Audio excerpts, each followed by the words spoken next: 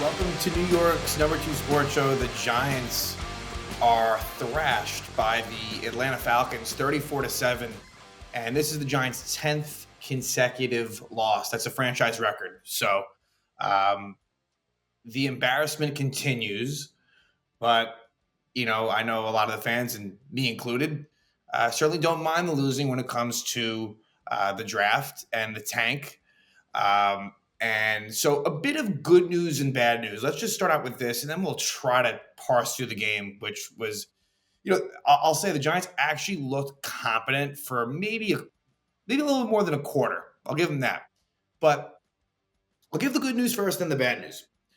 So the good news is the Raiders beat the Jaguars. So the Giants are now alone, the only 2-win team, the only 2-13 team in the NFL. And so just 2 more losses, simple as that. If they lose to the Colts and the Eagles, they will have the number 1 pick.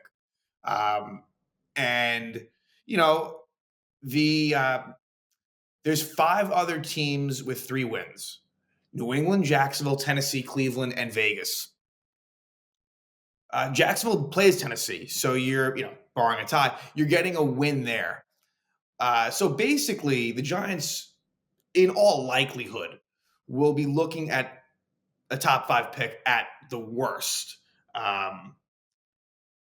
But the problem is if the Giants still, with the strength of schedule tiebreaker being what it is, all it takes is 1 giant win. It's not like it'll drop them from 1 to 2. In all likelihood, it'll drop them down to somewhere in the 4 or 5 range, more likely to 5, honestly. So as much as it was good that the Giants lost and it's good that the Raiders won, still work to be done here. And here's the bit of bad news that happened today.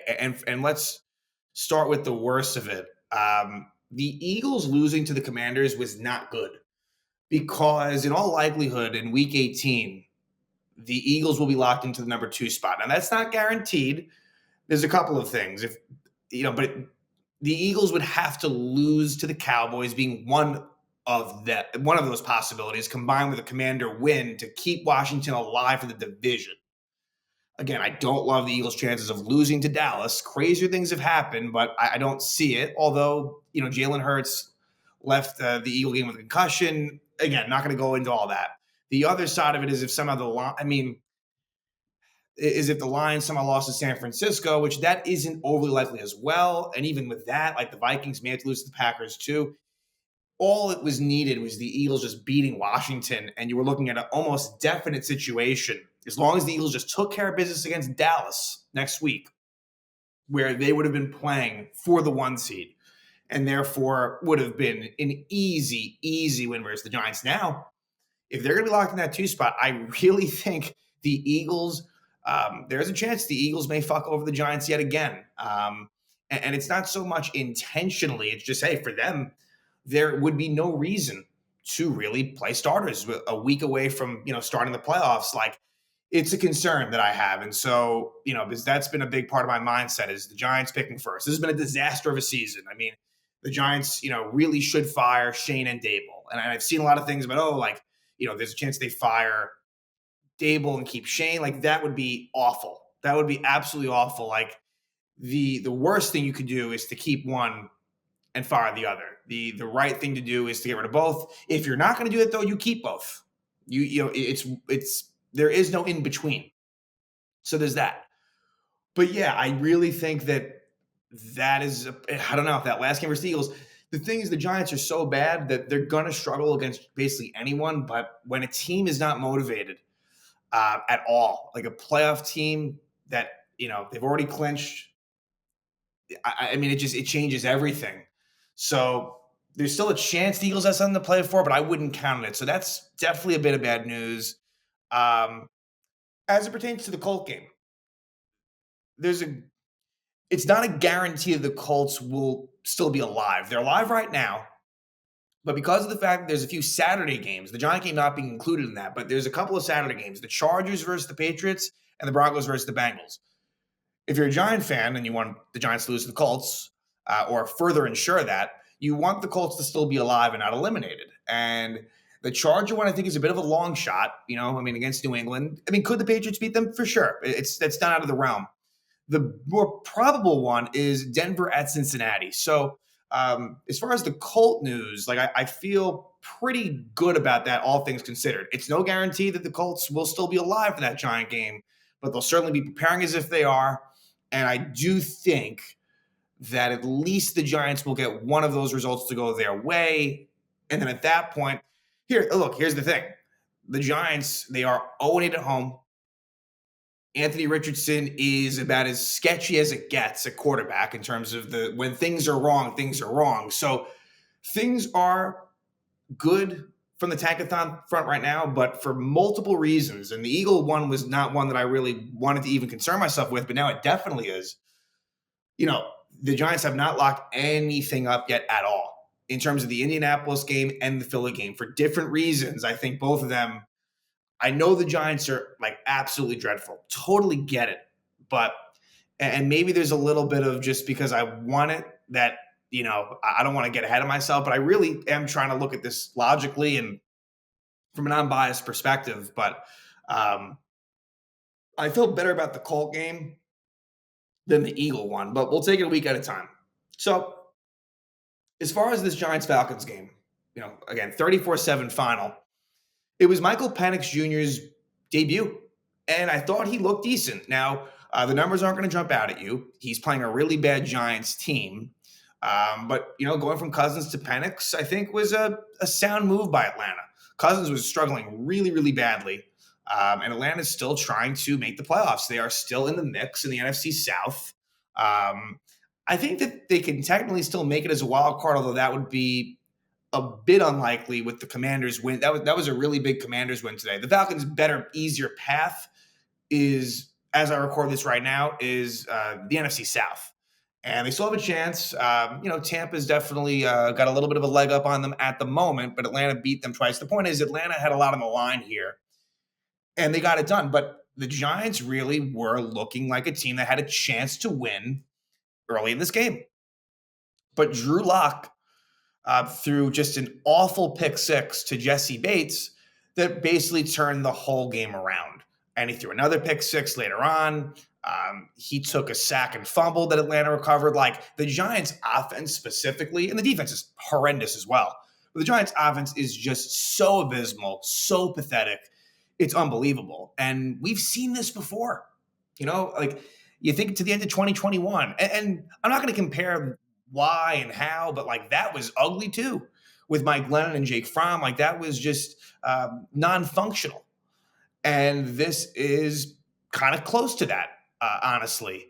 And yeah, there's positives in terms of like Malik Neighbors' rookie season, Tyrone Tracy Jr.'s rookie season. There's some good stuff there on an individual level, but man, it is just so bad. And to the point where it's almost, how can you justify, Dable keeping his job? And I would be okay. Like, I think that there's a head coach there. I do, but just the results are so awful that you just can't really justify it. And so I think firing Shannon Dable is certainly the way to go. That's what I would do.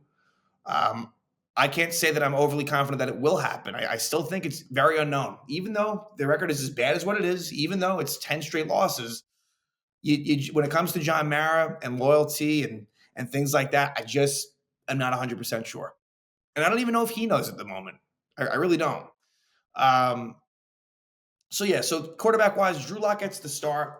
Tommy DeVito was the backup, so he did clear concussion protocol. He was the backup, and so Tim Boyle was the third QB. I got to say, Tim Boyle has looked like the best of the three. And I would venture to guess that it's going to be DeVito that gets the start versus the Colts. Just to guess, because again, he was the second. He was the backup. He is a bit of a fan favorite, and Locke was truly awful. So just based on all that, Tommy DeVito to me, I suspect will be the starter next week against the Colts. But yeah, Locke 22 for 39, 210 yards, a touchdown, and 2 interceptions, both being pick sixes. And, again, Penix 18 for 27, 202, no touchdowns and interception. But they ran the ball a lot. Bijan Robinson saw 22 carries for 94 yards and 2 touchdowns. He was excellent. Tyler Algier, not as effective, but, they again, ran the ball a ton, and it was successful enough. And Yeah, again, the Giants are just a truly, truly trash team. As far as just injury stuff, we'll talk about first who got hurt in the game. Micah McFadden, who's been one of the few bright spots, a neck injury for McFadden after Bobby Okereke was placed on injured reserve. So his season's officially over. And McFadden leaving the game, that really puts them in a tough spot where I guess Darius Moasu ends up kind of being your primary linebacker with, I believe, Ty Summers being the next guy. Ty Summers, I think, is more of a special teams guy by trade.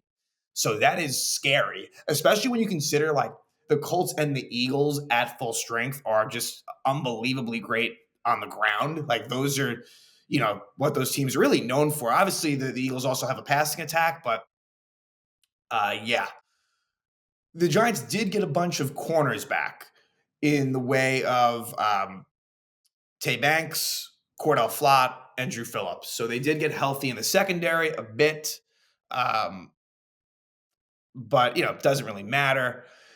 The Giants pass rush is an absolute joke where, and I understand that Brian Burns has been dealing with injury, but Burns and Thibodeau just give you not even close to enough. I mean, maybe there was one or two plays that I noticed. I mean, Burns, I didn't even really notice today. Thibodeau, maybe there was like one play early where he got some pressure on Penix. But yeah, just truly, truly awful. And then as far as the offense was concerned, it would be Jake Kubas starting at left guard. Aaron Stinney, who was backing up John Runyon, I believe it was a concussion. I think he was in concussion protocol and didn't clear, I believe is what it was. And so it was Kubas at left guard. And this was a game where Evan Neal struggled a lot. I mean, this guy is he's a bust, and there's no way around it. Falcons ended up with 3 sacks. Giants had none, obviously. The Giants did get an interception. Cordell Flott, kind of a fortunate one, where really it was Kyle Pitt's fault at the end of the first half.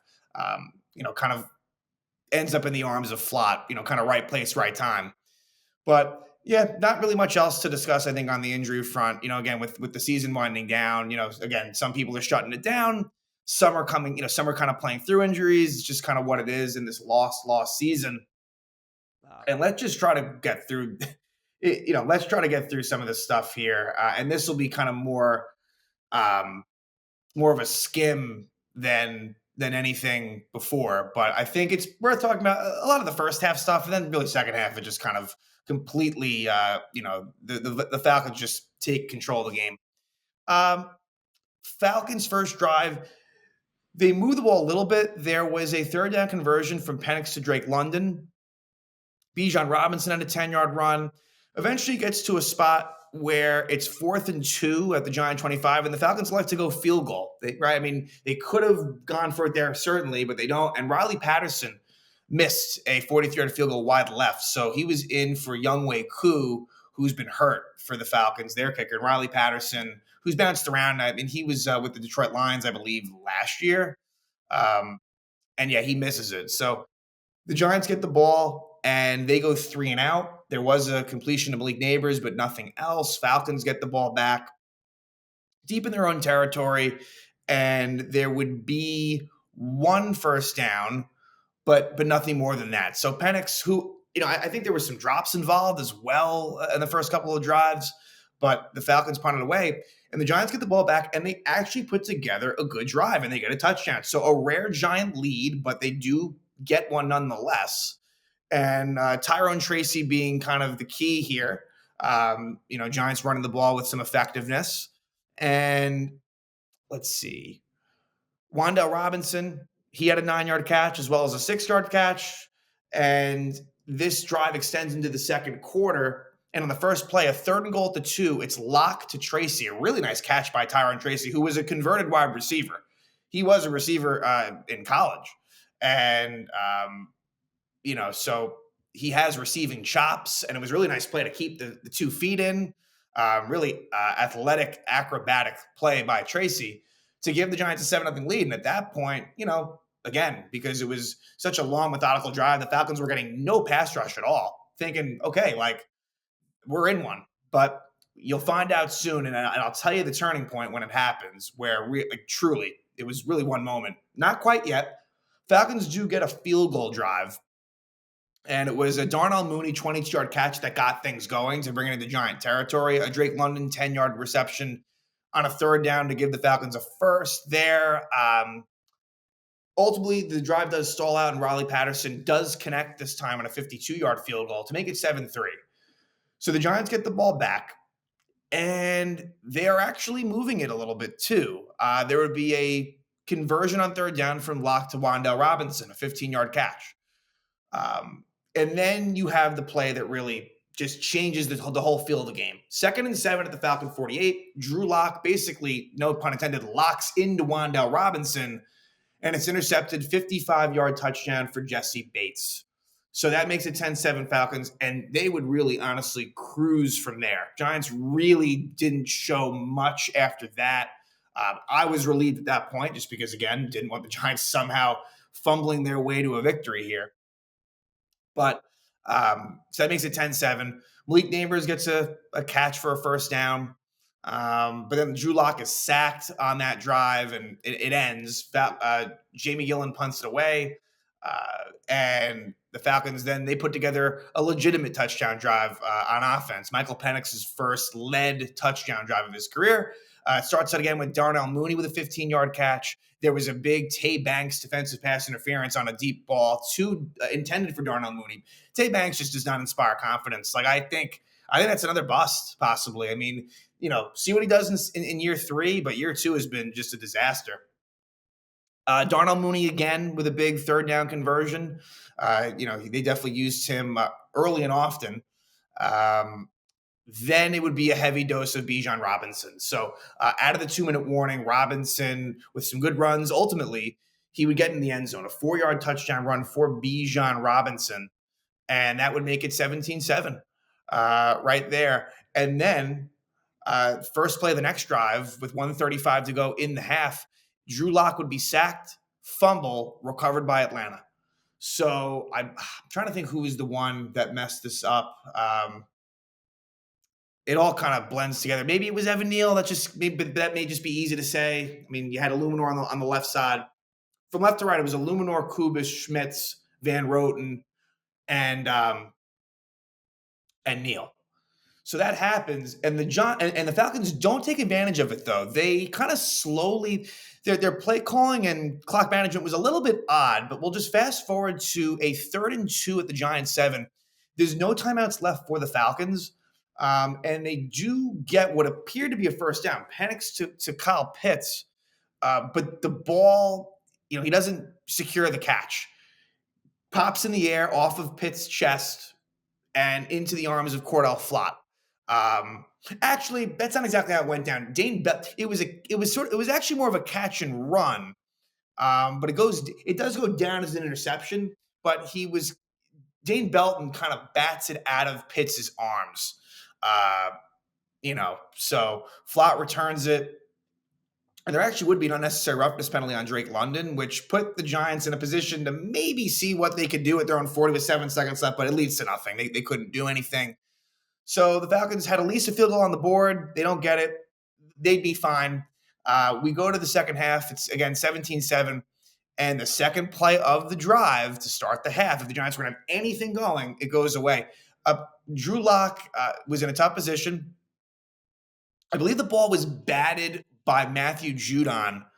I think he was the one that bats it, and he also intercepts it, I think. He's the one that returns it for a 27-yard touchdown. And that makes it 24-7. So a different type of pick six, but they all count the same for Atlanta. So it's a 17-point game there. And then the Giants would go 3 and out on their next drive. The Falcons put together a nice 12-play, 69-yard drive to extend the lead to 31-7. And we'll just go to the end of it. It would be a Bijan Robinson touchdown. To secure it, it'd be his second touchdown of the game. Giants then go 3 and out. The Falcons then put together a field goal drive that extends into the fourth quarter. It'd be a Riley Patterson 37-yard field goal. Giants would punt. They'd start to I felt like Malik Neighbors was involved a little bit more as the game went on. He's close, I think, to 1,000 yards. I think he's close to a milestone. I think it's probably 1,000 yards. So hopefully he gets that. But the drive ends. Drew Lock took a sack from Matthew Judon to make it kind of a no decision or an easy decision to punt it away.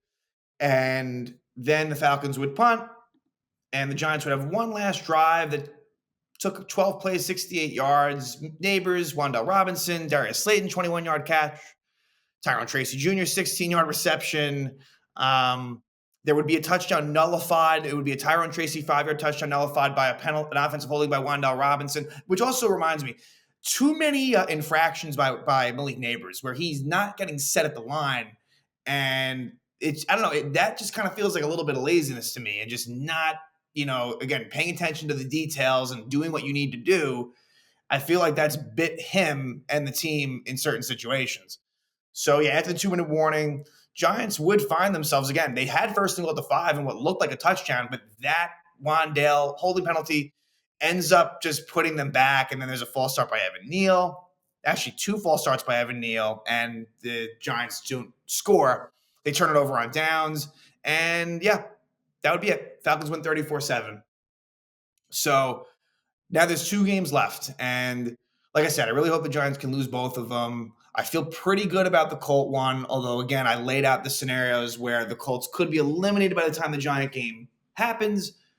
But I feel all right about that. Although, look, you'd think the Giants would win a home game at some point and not be the first 0-9 team. So, again, for me, as far as the Tankathon, some good news on the Raider front, the fact the Giants are currently positioned for the number 1 pick, but also some bad news, mainly with the Eagles, and the fact that there's a good chance that they're going to be resting starters in a locked-in playoff position in Week 18. But, yeah, this has been an absolute embarrassment of the season for the Giants. It only gets worse. It can't end soon enough. They've lost 10 in a row, franchise record for the New York Giants. They are now 2-13. And if you're Joe Schoen and Brian Daboll, you can't be feeling too good at this point. And this franchise is going to have a lot of important decisions to make very soon, just 2 more weeks before the season is luckily over. And next week, the Giants will play their final home game at MetLife Stadium looking for their first win, as they'll take on the Indianapolis Colts.